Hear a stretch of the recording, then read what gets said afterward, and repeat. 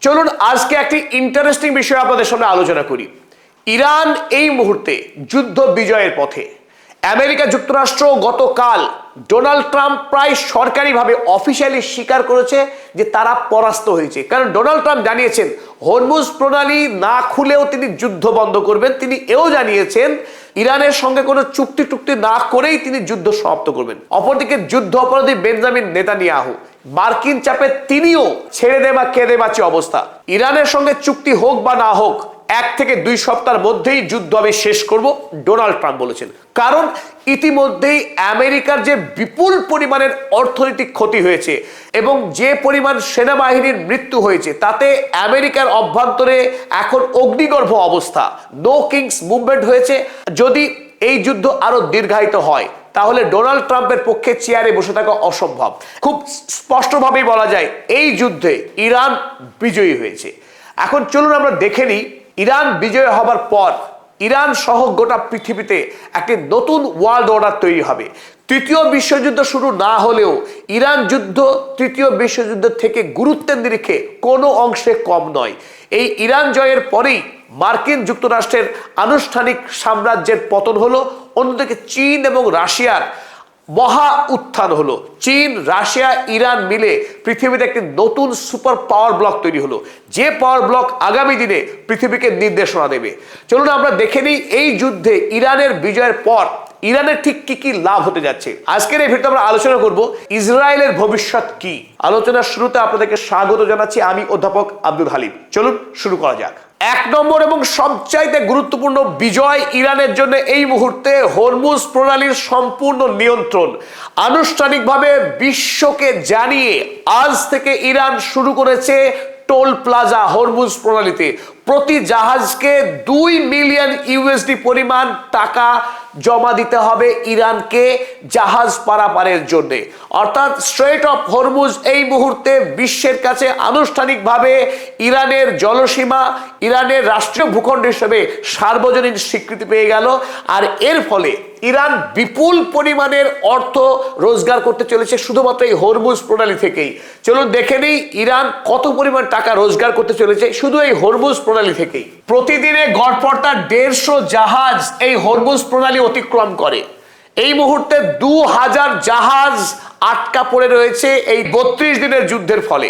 তো এই হরমুজ প্রণালী দিয়ে প্রতিদিন যেখানে 150টি করে জাহাজ পারাপার করে, তাহলে প্রতিদিনেই 300 মিলিয়ন ইউএসডি পরিমাণ টাকা রোজগার করবে ইরান শুধু হরমুজ প্রণালী থেকে। তাহলে প্রতি মাসে এই হরমুজ প্রণালী থেকে ইরানের রোজগার হবে 9 বিলিয়ন ইউএসডি। আর বাৎসরিক হিসাবে যদি যাই সেটা গিয়ে দাঁড়াবে 108 বিলিয়ন প্রতি বছরে। 108 বিলিয়ন টাকার পরিমাণ এত ব্যাপক, আমরা খুব সহজেই বুঝতে পারবো যদি একটা তুলনা করি। এই মুহূর্তে সৌদি আরবে প্রতি বছর যে বিপুল পরিমাণ হজ যাত্রী মক্কা মদিনায় হজের উদ্দেশ্যে যায়, সেই হজ থেকে সৌদি আরব প্রতি বছরে রোজগার করে $15 বিলিয়ন। হজ এবং উমরা ধরে সারা বছর ধরে যে লক্ষ লক্ষ ধর্মপ্রাণ মুসলমান সৌদি আরবে যায়, তাদের থাকা, খাওয়া, ভ্রমণ এবং কেনাকাটা থেকে সৌদি আরব মোটামুটি $15 বিলিয়ন বাৎসরিক রোজগার করে। সেখানে ইরান হরমুজ প্রণালী থেকেই তার 7 গুণ অতিরিক্ত রোজগার করতে চলেছে এই হরমুজ প্রণালী থেকেই।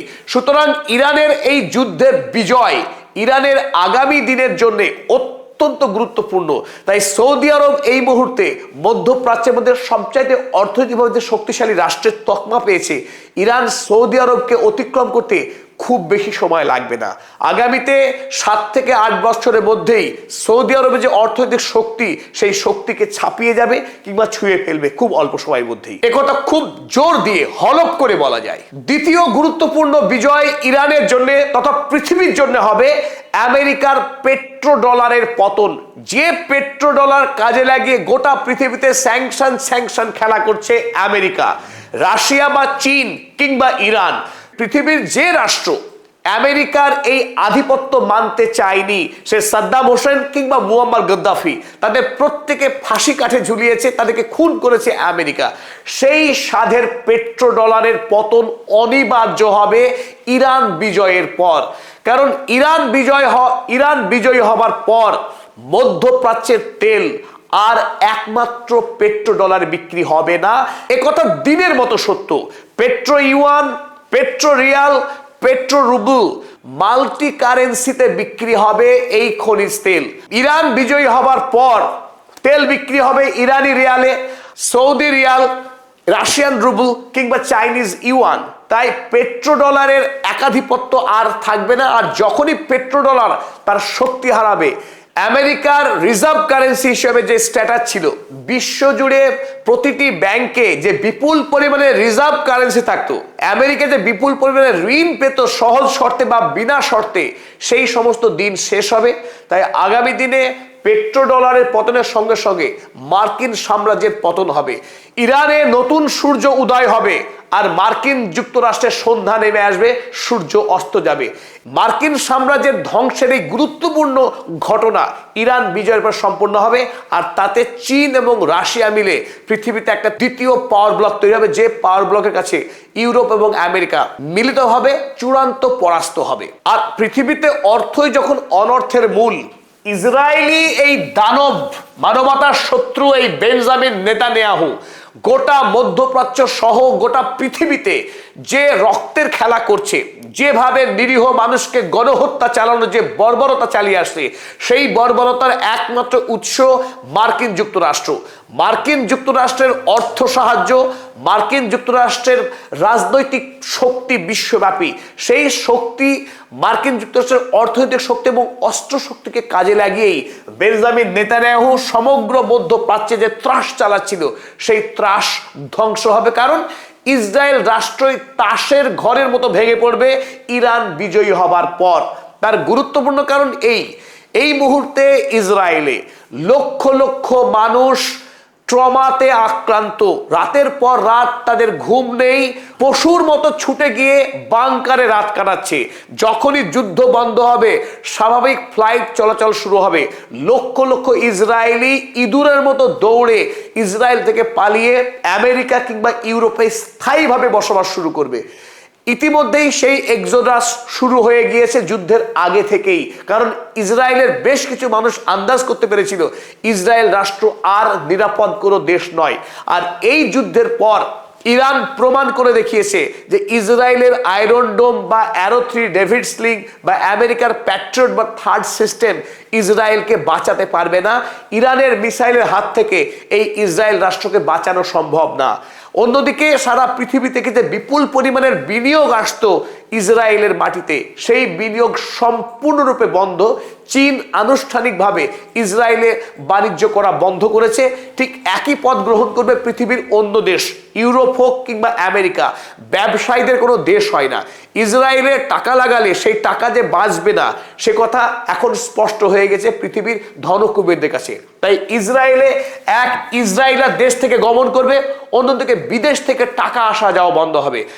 আবার আমেরিকার মধ্যে ইতিমধ্যেই অ্যান্টি ইসরায়েল লবি এতটাই শক্তিশালী হয়ে উঠছে, আগামী দিনে যিনি রাষ্ট্রপতি হবেন তিনি খোদ ইসরায়েল বিরোধী রাষ্ট্রপতি হবেন আমেরিকায়। ডোনাল্ড ট্রাম্প হলেন শেষ জায়নবাদী মার্কিন রাষ্ট্রপতি। তারপরে আমেরিকায় এই মুহূর্তে যে অর্থনৈতিক দুরবস্থা শুরু হয়েছে, মার্কিন নাগরিকরা যখন দৈনন্দিন সুযোগ সুবিধা থেকে বঞ্চিত, তাদের খাবার ঔষধ থেকে বঞ্চিত হচ্ছে, সেই অবস্থায় ইসরায়েলকে বাঁচাতে গিয়ে বিলিয়ন বিলিয়ন ট্রিলিয়ন ডলার টাকা খরচ করা আমেরিকার জন্য বিলাসিতা।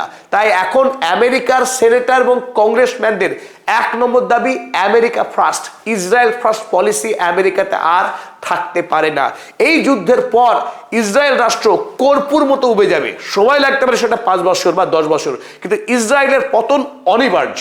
চলুন আরো কিছু গুরুত্বপূর্ণ প্রশ্ন আমাদের উত্তর দেওয়া বাকি ছিল। তার 1 নম্বর, ইরানে পরমাণু অস্ত্র কবে তৈরি হবে? এই জিজ্ঞাসা গোটা পৃথিবীর, আপনার আমার প্রত্যেকের প্রশ্ন। ইরান কেন আজ পর্যন্ত পরমাণু অস্ত্র তৈরি করতে পারছে না, নাকি তৈরি করছে না? তবে এই ক্ষেত্রে আমরা বলবো, ইরান আজ কিংবা কাল যুদ্ধে বিজয়ী হবার পর প্রথম কাজে হবে পরমাণু অস্ত্র তৈরির ঘোষণা।